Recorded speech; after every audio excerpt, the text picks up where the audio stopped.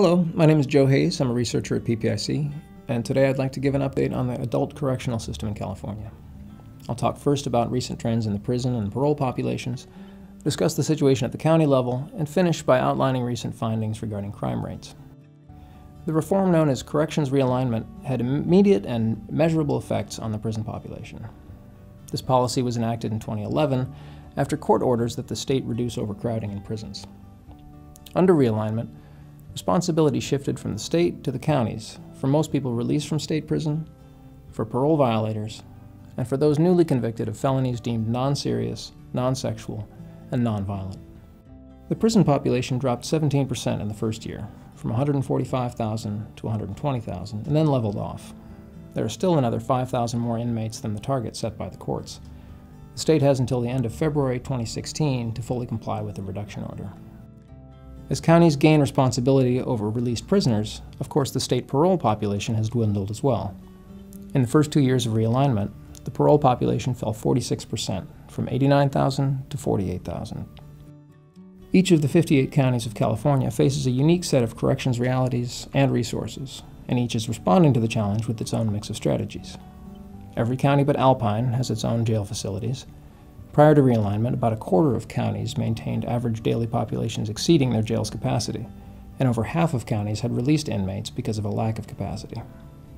A few counties consistently run their jails under capacity and are able to rent out space to state, federal, or other county jurisdictions to house their prisoners. Just before realignment went into effect, county jails, which have a total capacity of about 77,000 inmates, held an average daily population of about 72,000. Not surprisingly, that population began to grow under realignment, until by June of 2013, the average population reached 82,000. Realignment explicitly encourages counties to employ alternatives to incarceration, and some counties, for instance Alameda and Santa Cruz, are focusing on these options, providing substance abuse treatment, work release, electronic monitoring, and residential programs. These are all examples of attempts to reduce recidivism without increasing jail populations.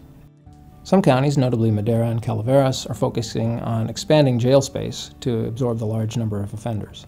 And other counties, such as Contra Costa and San Francisco, are using both kinds of strategies. Overall, the incarceration rate statewide has decreased. The decrease in the state prison population has occurred faster than the increase in the local jail population, in part because of the use of alternatives to incarceration at the county level. The idea that certain offenders would be at large instead of behind bars under the new arrangement led many to ask what will happen to crime rates when realignment begins. After years of decline, crime rates in California did go up in 2012. Violent crime rose 3.4%, and property crime went up 7.6%. A recent PPIC study found no evidence that realignment contributed to any increase in the most serious crimes.